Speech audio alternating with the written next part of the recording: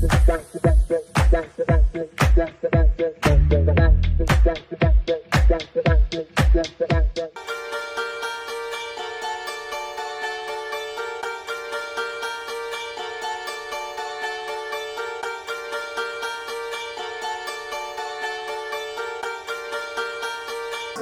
வணக்கம். Happy new year. Advance Pongal நல்வாழ்த்துக்கள். உங்கள் எல்லாரையும் சந்திக்கிறது ரொம்ப ரொம்ப சந்தோஷம். ஆடியோ லான்ச்சில் உங்கள் எல்லாருக்கும் கூடயும் நின்று பேச முடியல, ரொம்ப ரொம்ப சாரி.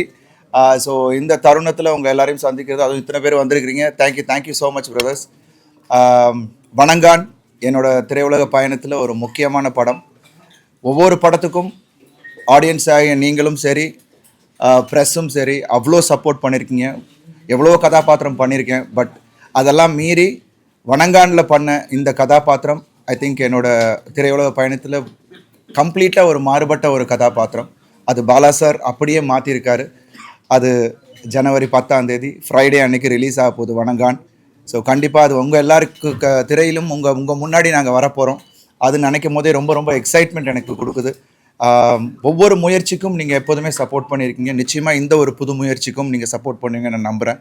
அண்ட் பாலா சாரை ஒர்க் பண்ணது வந்து எனக்கு ஒரு மறக்க முடியாத அனுபவம். ஏன்னா பாலா சாரை பற்றி நம்ம எல்லாருக்குமே தெரியும். ஒரு கதாபாத்திரத்துக்கு உள்ள அவர் எவ்வளோ ஆழமாக ஒரு நடிகரை உள்ளே கொண்டு போய் அதை புரிய வச்சு அதை வந்து திரையில் நம்ம கொண்டு வராருன்னு உங்கள் எல்லாருக்கும் தெரியும். அதே மாதிரி தான் எனக்கு அது ஒரு பெரிய ஒரு லேர்னிங் எக்ஸ்பீரியன்ஸாக இருந்துச்சு. ஏன்னா இந்த கதாபாத்திரம் கோட்டின்ற கதாபாத்திரம் பாலா சார் அவர் ஒரு விஷன் வச்சுருந்தார். ஸோ கதை சொல்லும் போதே அருண், இந்த கதாபாத்திரம் நீங்கள் வந்து நடிக்க ஆரம்பித்து படம் முடிகிற வரைக்கும் அதுக்கப்புறம் ஒரு 4 மாதம் உங்களுக்கு அந்த தாக்கம் இருக்கும் அப்படின்னாரு. அதே மாதிரி தான் எனக்கும் இருந்தது. கிட்டத்தட்ட ஒரு 2.5 months ஆச்சு. நான் அடுத்த படம் ரெட்டத்தலைக்கு போகும்போது it was very difficult to come out of the character. So அந்த அளவுக்கு அந்த கதாபாத்திரம் என்னை பாதிச்சுது. நிச்சயமாக இந்த படம் உங்கள் எல்லாருக்கும் பிடித்த மாதிரியான ஒரு படமாக இருக்கும். ஏன்னா பாலா சாரை நம்ம வந்து பார்த்து ரொம்ப நாள் ஆச்சு. இப்போ உள்ள ஜென்ரேஷன் பாலா சார் யார் அப்படின்றது இந்த படம் மூலிமா உங்களுக்கு எல்லாருக்குமே தெரியும். அண்ட் இது ஒரு யதார்த்தமான ஒரு படம். அண்ட் நிச்சயமாக பாலா சார் ஒவ்வொரு படத்துலேயும் ஏதாவது ஒரு விஷயம் மக்கள்கிட்ட அந்த ஒரு தாக்கத்தை ஏற்படுத்துவார். கண்டிப்பாக இந்த படத்துலேயும் அது இருக்கும். அண்ட் ஒவ்வொரு நடிகர்களும் இந்த படத்தில் வந்து ரொம்ப அருமையாக பண்ணியிருக்காங்க. முக்கியமாக என்னோடய சிஸ்டர் கேரக்டர் ரிதுவாக இருக்கட்டும், ரோஷினி பிரகாஷாக இருக்கட்டும், அப்புறம் மிஷ்கின் சார் அண்ட் சமுத்திரகனி அண்ணன், மற்ற எல்லா நடிகர்களும், அதுவும் எல்லா கதாபாத்திரத்துக்கும் முக்கியத்துவம் இருக்கும் இந்த படத்தில். அண்ட் ஜிவி பிரகாஷ் மியூசிக் இதில் ஒரு முக்கியமான ஒரு பங்கு இருக்கும். ஏன்னா இப்போ சாங்ஸ் எல்லாமே வந்து எல்லாரும் அவ்வளோ அருமையாக இருக்குது அப்படின்னு சொல்லிட்டு இருக்காங்க. இறைநூறாக இருக்கட்டும், முகிலின் மேலேவாக இருக்கட்டும், ஒவ்வொரு பாடல்களும் இந்த படத்துக்கு வந்து ஒரு பலம் சேர்த்துருக்கு. அண்ட் பாலா சாரோட ஸ்டோரி டெல்லிங் நம்ம எல்லாருக்கும் தெரியும். நிச்சயமாக நீங்கள் படம் முடிச்சுட்டு வெளியில் வரும்போது ஒரு ஒரு ஒரு ஒரு ஒரு இம்பேக்டோடு தான் வெளியில் வருவீங்க அப்படின்னு இந்த நேரத்தில் நான் சொல்லிக்கிறேன். அண்ட் மற்றபடி இந்த எக்ஸ்பீரியன்ஸே எனக்கு வந்து ரொம்ப புதுசாக இருந்தது. அண்டு நிறைய மெனக்கடல்கள் இருந்தது, நிறைய பயிற்சிகள் பண்ண வேண்டியது இருந்தது. பட் எல்லாத்துக்கும் மேலே இட் வாஸ் வெரி சாட்டிஸ்ஃபைங். அது ரொம்ப முக்கியம். ஒரு நடிகனாக வந்து இவ்வளோ வருஷம் நம்ம ஃபீல்டில் இருந்து இந்த மாதிரியான ஒரு எக்ஸ்பீரியன்ஸுக்காக தான் நான் ரொம்ப நாள் ஏங்கிட்டு இருந்தேன். ஏன்னா பாலா சார் படம் பண்ணணும் அப்படின்றது என்னோடய ஏர்லி ஸ்டேஜஸ்லேயே நான் ஏங்கிட்டு இருந்த ஒரு விஷயம். அது இந்த தருணத்தில் நடந்திருக்குன்னும் போது ரொம்ப ரொம்ப சந்தோஷமாக இருக்குது. ஏன்னா இது வந்து ஒரு 12 வருஷத்துக்கு முன்னாடி பண்ணியிருந்தேன்னா அது வந்து வேறு மாதிரியாக எனக்கு வந்து ஒரு மைண்ட் செட் இருந்திருக்கும். பட் ஆனால் ஒரு ஆக்டராக கொஞ்சம் மெச்சூர் ஆனதுனால இன்னும் பாலா சாரை புரிஞ்சிக்க முடிஞ்சது, ஈஸியாக அவர் கூட ட்ராவல் பண்ண முடிஞ்சது. ஸோ அது எல்லாமே எனக்கு ரொம்ப ரொம்ப ஒரு பெரிய அனுபவமாக இருந்தது. இந்த எல்லாமே உங்களுக்கு திரையில் உங்கள் கண்ணுக்கு முன்னால் வரப்போகிறோம். ஸோ ரொம்ப ரொம்ப சந்தோஷமாக இருக்குது. எல்லோரும் சப்போர்ட் பண்ணுங்கள். நிச்சயமாக உங்கள் எல்லாருக்கும், அதுவும் குடும்பங்களுக்கும் பெண்களுக்கும் எல்லா தரப்பினருக்கும் இந்த படம் பிடிக்கும் அப்படின்ற ஒரு நம்பிக்கை எனக்கு இருக்குது. பாலா சார் படனாலே உடல் ரீதியாக மனல் ரீதியாக ரொம்ப கஷ்டமாக இந்த படப்பிடிப்பில் எத்தனை லிட்டரு ரத்தம் போடுது, எத்தனை எலும்பு என்ன கஷ்டப்பட்டீங்க? இல்லை, எனக்கு கஷ்டம்ன்றது வந்து அந்த கதாபாத்திரத்துக்கு என்ன தேவை அப்படின்றது முன்னாடியே பாலா சார் சொல்லிட்டாரு. நான் சொன்ன மாதிரி பாலா சார் ஃபஸ்ட்டு சொன்னதே என்னென்னா, அருண் இந்த படம் முடிகிற வரைக்கும் நீங்கள் வந்து ஒர்க் அவுட்டே பண்ணாதீங்க. அந்த ஒரு லூஸ் பாடி லாங்குவேஜும் அந்த இதுவும் தான் நமக்கு இந்த படத்தில் தேவை. அது வந்து அப்போ எனக்கு புரியல. பட் படம் சீன்ஸ் பண்ண தான் எனக்கு தெரிஞ்சது, ஓ இதுக்காக தான் அவர் சொன்னார் அப்படின்னு. ஸோ உங்களுக்கும் அது படம் பார்க்கும்போது தெரியும். நிறைய இடத்துல வந்து அஃப்கோர்ஸ் நீங்கள் சொன்ன மாதிரி ரா ஆக்ஷன் இந்த படத்தில் இருக்குது. அதனால் அந்த டெரேன் பார்த்திங்கன்னா கரடு முரடாக தான் இருக்கும். எங்கேயுமே ரோப்போ டூப்போ எதுவுமே யூஸ் பண்ண முடியாது. ஸோ எல்லாமே ஒரு நேச்சுரல் இதில் தான் நாங்கள் எடுத்தோம். ஸோ அதில் நிறைய விஷயங்கள் நடந்தது. பட் அதெல்லாம் தாண்டி இன்றைக்கி அது திரையில் பார்க்கும்போது ரொம்ப ரொம்ப சந்தோஷமாக இருக்குது. இந்த ஸ்டோரியை வந்து எந்த பிளாட்ல சார் இந்த ஸ்டோரி நமக்கான ஸ்டோரின்னு ஒரு மைண்ட் ஃபிக்ஸ் பண்ணி போயிட்டேமா, அது என்ன பிளாட்ல சார் இருக்கும்? இல்லை, எனக்கு வந்து நான் இது வரைக்கும் பண்ணாத ஒரு கதாபாத்திரம். நிச்சயமாக இது வந்து வேறு மாதிரியா ஆடியன்ஸ் ரிசீவ் பண்ணுவாங்கன்னு எனக்கு தோணுச்சு. ஃபஸ்ட்டு நான் ஏன் ஓகேன்றது வந்து பிகாஸ் அது வந்து பாலா சார் மாதிரியான ஒரு இயக்குனர் அதை வந்து கையாளுறான்னும் போது அது கண்டிப்பாக அது ஒரு வேறு ஒரு விதமாக ஆடியன்ஸ்கிட்ட போய் அது ரீச் ஆகும் அப்படின்னு எனக்கு தோணுச்சு. அண்ட் இந்த கதையுமே நீங்கள் வந்து பார்க்கும்போது உங்களுக்கே அந்த ஒரு ஃபீல் வரும். கண்டிப்பாக நம்ம வந்து நிறைய விஷயங்கள் நம்ம கடந்து போகிறோம், ஆனால் அதை வந்து நம்ம ஆழமாக அது உள்ளே போகும்போது தான் நமக்கு அது தெரியும். ஸோ அது வந்து கண்டிப்பாக உங்கள் எல்லாரையும் பாதிக்கும் அப்படின்னு நம்புறேன். சார் முயற்சி வந்து சப்போஸ் வரடா இருந்துச்சு, அது கொஞ்ச நாள் கழிச்சு தள்ளி போயிட்டு ஸோ அது சப்போஸ் வர முடிச்சோன்னா ஒரு 7 படங்கள் 8 படங்கள் அடிச்சே வர ஆரம்பிக்குது. இதை பற்றி என்ன நினைக்கிறீங்க? ஏன்னா நாங்கள் வந்து முன்னாடியே அனௌன்ஸ் பண்ணிட்டாங்க, சுரேஷ் காமாட்சி சார் வந்து படம் பொங்கலுக்கு வரலாம் அப்படின்றத வந்து ஃபஸ்ட்டு அனௌன்ஸ்மெண்ட்டை நம்ம தான் பண்ணோம். அதுக்கப்புறம் விடாமுயற்சி வரதா இருந்துச்சு. அது உடனே நான் மகிழ் சாருக்கு ஃபோன் பண்ணி நான் பேசினேன். அவர் அவ்வளோ சந்தோஷப்பட்டார். அருண் வரீங்களா, ரொம்ப சந்தோஷம் அப்படின்னாரு. அண்ட் ப்ளஸ் ஃபேன்ஸுமே வந்து அவ்வளோ அழகாக அதை என்கரேஜ் பண்ணாங்க. யாருமே இது வந்து ஒரு போட்டி அது இதுன்னு சொல்லலை. பட் எங்களுக்கு என்னென்னா திரையரங்குகள் எங்களுக்கும் ஒரு சின்ன இடம் கிடைக்கும், அதில் நம்ம வரலாம் அப்படின்னு தான் நினச்சோம். இப்போ அது வரல, எனக்கு ரொம்ப மிகப்பெரிய வருத்தம். பட் இருந்தாலும் அது வந்து ஒரு மிகப்பெரிய அடுத்த ஒரு பெரிய படமாக அமைஞ்சு அது எப்போ வந்தாலும் அது பெரிய சக்ஸஸாக ஆக போகுது அப்படின்றது தான் என்னோட நம்பிக்கை. அண்ட் மற்ற படங்கள் இந்த நேரம் வந்துகிட்டு இருக்கு, அதுக்கும் என்னோட வாழ்த்துக்கள். சார் ஆக்ஷன் கார் இது நீங்கள் ட்வீட் போட்டு டேக் கேர் பார்த்துக்கோங்க அப்படின்னு சொன்னீங்க. அது வந்து எதுக்கு நீங்களும் நிறைய அடிபட்டு இருந்தனால இல்லை அவர் வந்து அஜித் சார் வந்து அவரோட பேஷனை ஃபாலோ பண்ணிக்கிட்டு இருக்காரு. ரேசிங் வந்து எவ்வளோ ரிஸ்க்கான ஒரு விஷயம் நம்ம எல்லாருக்குமே தெரியும். ஸோ அந்த வீடியோ பார்த்தோன்னே எனக்கு ரொம்ப ஷாக்கிங்காக இருந்தது. உடனே நான் வந்து சுரேஷ் சார் தொடர்பு கொண்டேன். எப்படி இருக்காருன்னு கேட்டேன். இல்லை சார் இஸ் ஓகே சார், நாளைக்கு திருப்பி ட்ராக்கு போகிறாருன்னார். என்ன சார் சொல்கிறீங்க அப்படின்னு. ஸோ அந்த மாதிரியான ஒரு ஒரு ஒரு போல்டான பர்சன் தான் அஜித் சார். ஸோ அவருக்கு என்னுடைய வாழ்த்துக்கள். அண்ட் அதனால தான் அந்த ட்வீட்டே போட்டேன். God bless him and we all love him. So அந்த ஒரு விஷயம் தான் நான் சொன்னேன். அண்ட் எல்லா துறையிலையும் ஒரு ரிஸ்க் இருக்குது. I think I should be safe. Prayers to him, அவ்வளோதான்.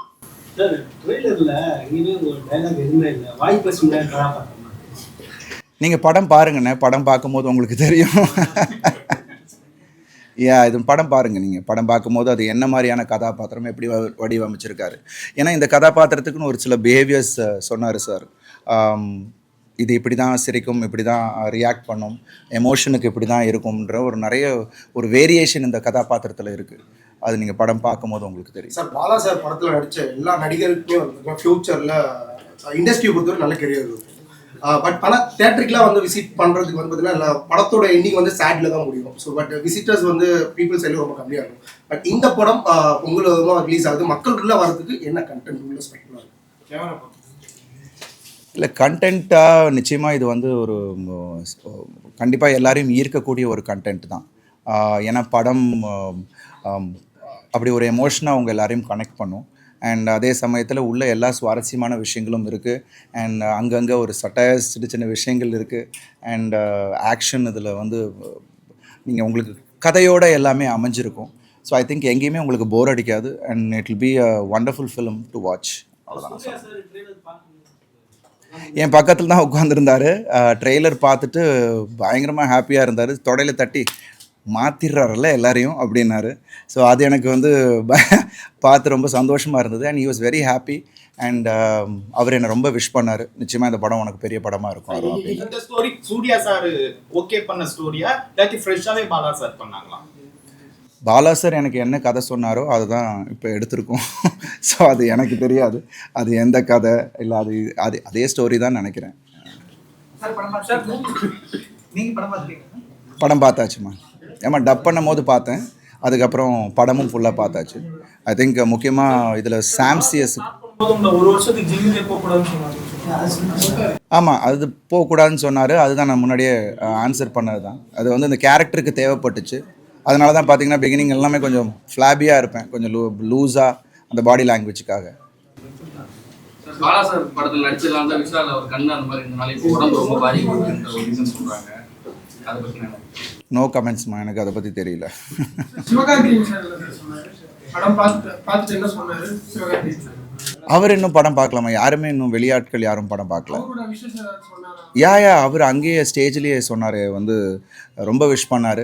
என்னோட டெடிகேஷன், எனக்கு அவருக்கு பிடிச்ச விஷயமே என்னோட டெடிகேஷன், விடாமுயற்சி, அவர் தொடர்ந்து அவரை விட்டு கொடுக்காம பண்ணுறதுன்னு சொன்னார். அதுவே எனக்கு ஒரு பெரிய விஷயமாக இருந்தது. And thanks. அந்த மாதிரி பல பேரை நான் இப்போ வர ஜென்ரேஷனை இன்ஸ்பயர் பண்ணுறன்ற போது ரொம்ப ரொம்ப சந்தோஷமாகவும் இருக்குது. எந்த சீக்வன்ஸ் வந்து நானா இதுன்னு நீங்க பிரமிச்சு பார்த்துருப்பீங்களே, ஏற்கனவே மூவி பார்த்துருக்கீங்க. ஸோ எந்த சீக்வன்ஸ் வந்து உங்களுக்கு ஒரு பிரமிப்பு ஏற்படும்? அது நீங்கள் சொல்லணும், நீங்கள் பார்த்து சொல்லணும். உங்களுடைய பாயிண்ட் ஆஃப் இல்லை, இது வந்து பிகினிங் என்னோடய ஃபஸ்ட்டு லுக்கு நான் பார்த்த உடனே இது நானா இதுன்னு கண்ணாடியை பார்த்துட்டு நான் யோசித்தேன். அதுக்கப்புறம் ஒவ்வொரு சீனும் பெர்ஃபார்ம் பண்ணும் போது இன்டர்வல் பிளாக்காக இருக்கட்டும், அதில் வந்து இந்த சிஸ்டரோட நான் எனக்கும் என்னோட தங்கைக்கும் இருக்கிற சீக்வன்ஸாக இருக்கட்டும், எல்லாமே வந்து எனக்கு என்னை அறியாமல் சில விஷயங்கள் அங்கே நடந்தது. ஸோ அது வந்து ஐ திங்க் நீங்கள் அதை விட்னஸ் பண்ணுவீங்க, அப்போ உங்களுக்கு போட்டிருப்பேன். ஒரு 6 கிலோஸ் போட்டிருப்பேன் நினைக்கிறேன். பாலா சார் வந்து ஸ்பாட்ல எப்பயுமே வந்து ஒரு ஹாஷா நடந்துப்பாருன்னு சொல்லுவாங்க. பட் உங்கள்கிட்ட எங்கேயாவது ஸ்பாட்ல ஏதாச்சும் ஒரு தருணத்துல ஹாஷா நடந்துருக்கா? எங்கேயுமே இல்லைம்மா. எனக்கும் அதான் சொன்னேனே, பாலா சாரை நல்லா புரிஞ்சிக்க முடிஞ்சுது. அவர் என்ன எதிர்பார்க்குறாருன்னு எனக்கு கிளாரிட்டி இருந்தது. அதுதான் சொன்னேனே, இந்த ஒரு மெச்சூரிட்டி, இத்தனை வருஷம் அந்த எக்ஸ்பீரியன்ஸ் வந்து ஐ திங்க் இங்கே அதை ஹெல்ப் பண்ணுச்சு. அவரை வந்து ஈஸியாக என்னால் அதை புரிஞ்சிக்க முடிஞ்சுது. ஸோ அதனால் அவ்வளோ எனக்கு எங்கேயுமே பாலா சார் வந்து இந்த படத்தை ஃபுல்லாகவே வந்து யார்கிட்டையும் எங்கேயுமே கோவப்பட்டு நான் பார்க்கவே இல்லை. ரொம்ப பொறுமையாக எல்லாருக்கும் அந்த ஸ்பேஸ் கொடுத்து, டைம் கொடுத்து, ஏன்னா ஒரு டைரக்டராக ஒரு கிளாரிட்டி, இந்த கதாபாத்திரம் இப்படி வரணும், இந்த ரியாக்ஷன் வரணும் அப்படின்றதுக்காக வெயிட் பண்ணி எடுத்து ரொம்ப பொறுமை அவருக்கு. என்னை பொறுத்த வரைக்கும் எந்த இடத்துலையுமே பாலா சார் டென்ஷனாகி நான் பார்க்கவே இல்லை. உங்களை வந்து கன்னத்துல தட்டி அப்ரிஷியேட் பண்ணாரு. But end of the movie முடிஞ்சதுக்கு அப்புறம் வந்து உங்களுக்கு ஏதாச்சும் கிஃப்ட் பண்ணாரா? ஏதாச்சும் வேர்ட் உங்கள்கிட்ட பார்த்து சொன்னாரா? எங்கள் அப்பாட்ட சொன்ன விஷயம் என்னென்னா, அப்பா போய் சொன்னாங்க, அருணை ரொம்ப பிரமாதமாக நடிக்க வச்சுருக்கீங்க அப்படின்ட்டு. அவர் அப்பாட்ட சொன்ன விஷயம், அவர்கிட்ட இருக்கிறது தான் நான் வெளில கொண்டு வந்திருக்கேன் அப்படின்னாரு. ஸோ அதுவே எனக்கு ஒரு பெரிய அப்ரிசியேஷன். அண்ட் மற்றபடி அவர் எப்போதுமே ரொம்ப காம் பர்சன். அவரோட படத்தை பற்றி பெருசாக வெளியில் சொல்லிக்க மாட்டார். அந்த மாதிரி தான் அவர் எப்போதுமே. பட் அவர் மானிட்டரில் உட்காந்து பார்க்கும்போது அவர் ரொம்ப சில டைம் எமோஷனல் ஆனார். எங்கள் பர்ஃபார்மன்ஸ் முடிச்சுட்டு கட்டே சொல்ல மாட்டார். அப்போ திடீர்னு விஜய் சார் ஒரு தடவை ஒரு சீன் கிளைமேக்ஸ் எடுத்துக்கிட்டு இருக்கும்போது டேரக்டர் விஜய் சார் வந்தது, ஆனால் பெரிய க்ரௌடு. ஸோ அப்போது சீன் போயிட்டுருக்கு, பர்ஃபார்ம் பண்ணிக்கிட்டு இருக்கோம், கட்டே சொல்லலை. ஸோ திடீர்னு பார்த்தா விஜய் சார் வந்து கட்டு அப்படின்னு சொல்லிட்டு மைக்கில் சொன்னார். என்னடா விஜய் சார் சொல்கிறாப்புல அப்படின்னு பார்த்தா டேரக்டர் சார் அப்படியே ஸ்க்ரீனை பார்த்துட்டு அப்படியே உட்காந்துட்டு இருந்தார். ஸோ அந்தளவுக்கு he'll gets involve in that scene. அது எனக்கு ரொம்ப பிரமிப்பை ஏற்படுத்துச்சு. சேது, பிதாமகன், பரதேசி, அவனுக்கு எல்லாமே கிளைமேக்ஸ் வந்து ரொம்ப வித்தியாசமாகவும் இருக்கும், கொஞ்சம் டலராகவும் இருக்கும். இந்த படம் கிளைமேக்ஸ் இந்த மாதிரி பாதிப்பு ஏற்படுத்தி எப்படி? நீங்கள் படம் பாருங்கண்ணே. எல்லாத்தையும் நான் இப்பயே சொல்லிட்டா எப்படி? நிறைய விஷயங்கள் படம் பார்க்கும்போது ஒரு சர்ப்ரைஸாகவும் இருக்கும். அண்ட் அது நிச்சயமாக நான் சொன்ன மாதிரி ஒரு எமோஷ்னலாக எல்லாரையும் கனெக்ட் பண்ணும் அந்த படம். அது வந்து நீங்கள் படம் பார்க்கும்போது உங்களுக்கு அது புரியும். வணங்கான் டைட்டில் வந்து சமுதாய மக்கள் மீது உள்ள கோவத்தை காமிக்குதா, இல்லை எதிரிகளோட படத்தில் இருக்கிற எதிரிகளோட சமுதாயமும் நம்ம அதை எடுத்துக்கலாம். கோவத்தை காட்டுறதுன்றதை விட அது நிறைய விஷயங்கள் சில பேரோட அந்த ஆதங்கத்தையும் அது காட்டும். ஸோ ஐ திங்க் இது முழுமையாக நீங்கள் படம் பார்க்கும்போது உங்களுக்கு புரியும்.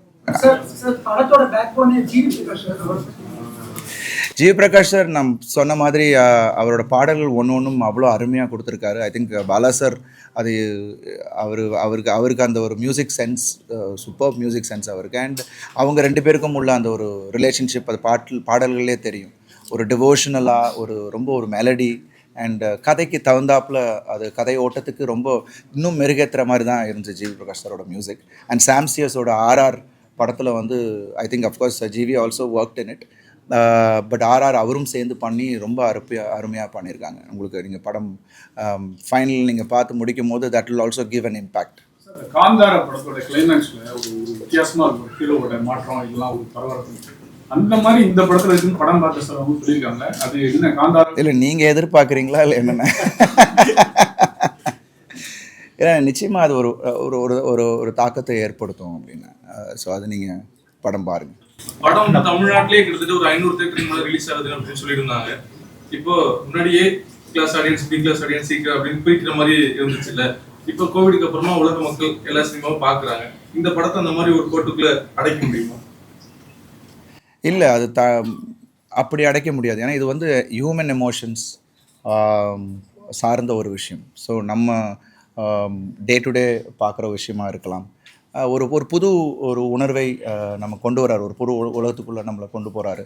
ஸோ இது எல்லாமே வந்து ஐ திங்க் எல்லாருக்குமே இது ஒரு அட்ராக்ட் பண்ணக்கூடிய ஒரு கதையாக தான் இருக்கும். ஸோ சர்டன் செக்மெண்ட், இந்த செக்மெண்ட் தான் அந்த செக்மெண்ட்டில் ஃபேமிலியாக பார்க்கலாம், பசங்க பார்க்கலாம், கேர்ள்ஸ் பார்க்கலாம், குழந்தைங்க பார்க்கலாம். ஸோ அந்த மாதிரியான ஒரு படமாக தான் இருக்கும். பாலா சார் படங்கள் நிறைய தேசிய விருதுகளை தமிழ் சினிமாவுக்கு வாங்கியிருக்கீங்க. இந்த படம் எதுக்கெல்லாம் கொடுக்கும், உங்களுக்கு கிடைக்கும்?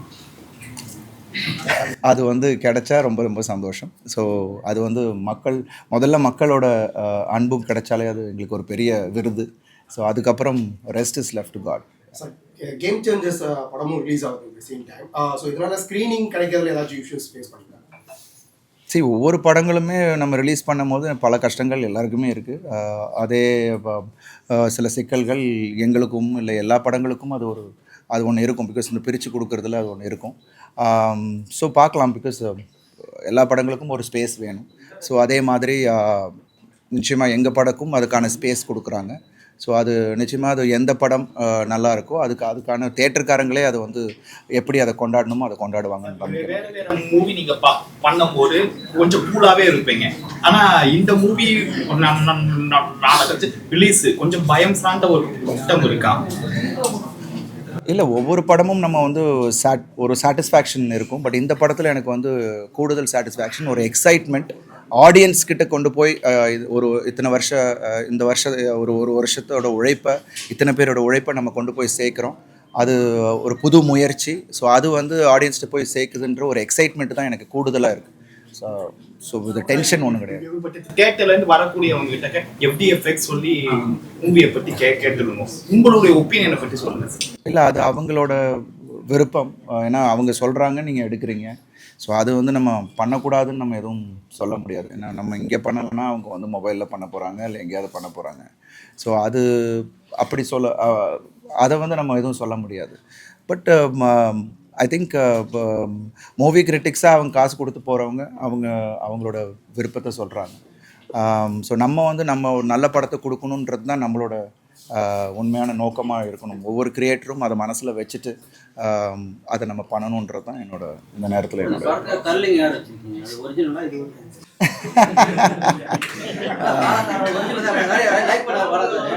அடையாளம் தெரியல. ஸோ அந்த மாதிரி தான். பிகாஸ் அதுதான் எனக்கு கிடச்சி. ஏன்னா இந்த கெட்டப்பில் ஆக்சுவலாக நாங்கள் நிறைய கன்னியாகுமரி ஸ்ட்ரீட்ஸு உள்ளுக்குள்ளே க்ரௌடுக்குள்ளெல்லாம் எடுத்தோம். கேமரா கொஞ்சம் வெளியில் வச்சு மறைவாக வச்செல்லாம் எடுத்தோம். நிறைய பேர் என்னை அடையாளமே கண்டுபிடிக்க முடியல. கேமராவை பார்த்த உடனே தான் என்னை வந்து யாரும் இது நானுங்களே அது வரைக்கும் கண்டுபிடிக்கல. அது ஈஸியாகவும் இருந்துச்சு. ஸோ அப்படி மாற்றக்கூடிய ஒருத்தர் தான் பாலா சார். ஸோ ரொம்ப ரொம்ப சந்தோஷமாக இருக்கும். என்னம்மா? இல்லைம்மா, அடுத்தது வந்து நம்ம ரெட்டத்தலை பண்ணிக்கிட்டு இருக்கேன். அதுக்கப்புறம் நடக்கிறது உங்களுக்கு தெரியாமல் போகாது.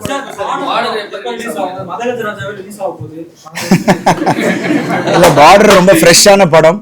நிச்சயமாக திருப்பி அறிவாளன் சாரோட டச்சில் தான் இருக்கேன். ப்ரொடியூசர்ஸ் சில பிரச்சனைகள் இருந்தது, அது கண்டிப்பாக சால்வ் ஆகிடும்னு நினைக்கிறேன். கண்டிப்பாக அதுவும் குற்றம் 23க்கு அப்புறம் அறிவாளன் சாரோட அடுத்த ஒரு பெரிய ஒரு படமாக அவருக்கும் இருக்கும். எனக்கும் அது ஒரு வேறு மாதிரியான ஒரு படமாக இருக்கும். பாக்ஸர் ஆக்சுவலாக நாங்கள் பண்ணலை. ஆக்சுவலாக 3 நாள் தான் ஷூட் பண்ணோம். அதுக்காக நான் ஒரு 6 மாதம் ட்ரெயின் பண்ணது தான் கஷ்டமான ஒரு விஷயம். எனக்கு ரொம்ப கஷ்டம் அது வந்து நடக்கலை அப்படின்றது. அதுக்கப்புறம் நிறைய அதோட தழுவுகளில் படம் வந்துச்சு. So I didn't want to take it. அதுக்கப்புறம் தான் மாஃபியா அதே கெட்டப்பில் அந்த உடம்போட நான் மாஃபியா பண்ணேன். எனக்கு ஒரு பாக்ஸிங் கதை பண்ணணும்னு தான் ஆசை. பட் அதுக்கான ஒரு கரெக்டான ஒரு களம் கிடைக்கணும், கரெக்டான ஒரு கதை கிடைக்கணும். இருந்துச்சுன்னா நான் பண்ணுவேன். தெலுங்கெல்லாம் நான் பண்ணலம்மா, தமிழ் மட்டும்தான். Thank you so much. பொங்கல் நல்வாழ்த்துக்கள். Thank you so much. எல்லாரும் படத்தை பாருங்கள், உங்கள் எல்லாருக்கும் பிடிக்கும். அண்ட் உங்கள் எல்லாருடைய சப்போர்ட்டும் எனக்கு தேவை. Thank you so much guys. Thank you.